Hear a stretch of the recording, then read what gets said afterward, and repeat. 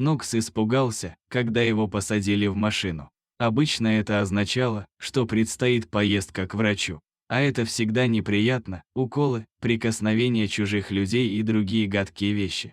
Пес решил держаться поближе к своему хозяину, Сергею.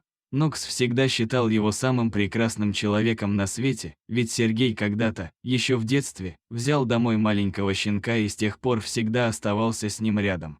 Иногда Нокса брали даже на свидание, ведь если хозяин надолго задерживался где-то, пес переживал и приставал к родителям Сергея, чтобы те сделали что-нибудь, чтобы тот вернулся домой. Однажды класс Сергея поехал на экскурсию на 3 дня. Нокс тогда не мог найти себе места. Он почти перестал есть и не отходил от дверей. Разумеется, в итоге Сергей вернулся.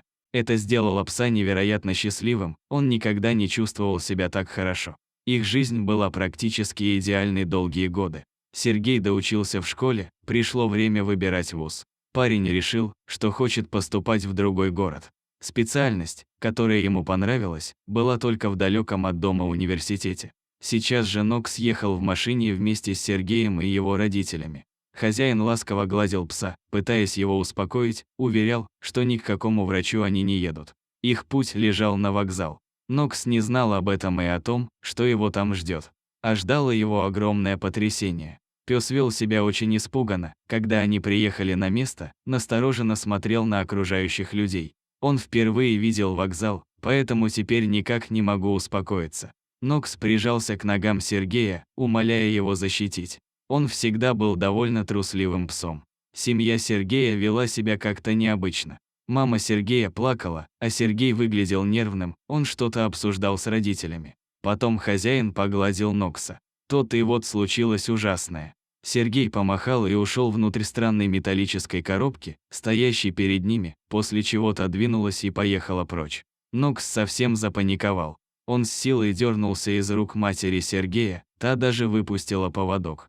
Нокс побежал за поездом по перрону, мечтая лишь о том, чтобы его догнать. Но ему не хватало скорости для этого. Поезд ехал намного быстрее. Пса поймали у самой ограды. Он перестал бежать, замерев на месте и растерянно глядя вслед поезду. Хозяйке показалось, что Нокс плачет. «Сережа вернется», — сказала она, пытаясь утешить грустного пса. «Мы просто должны подождать. Пройдет немного времени, будут каникулы. Приедет в гости. Все в порядке». Хозяйка взялась за поводок и повела Нокса назад к припаркованной машине. Пес то и дело оборачивался, как будто не верил в то, что случилось. Ему было грустно как никогда.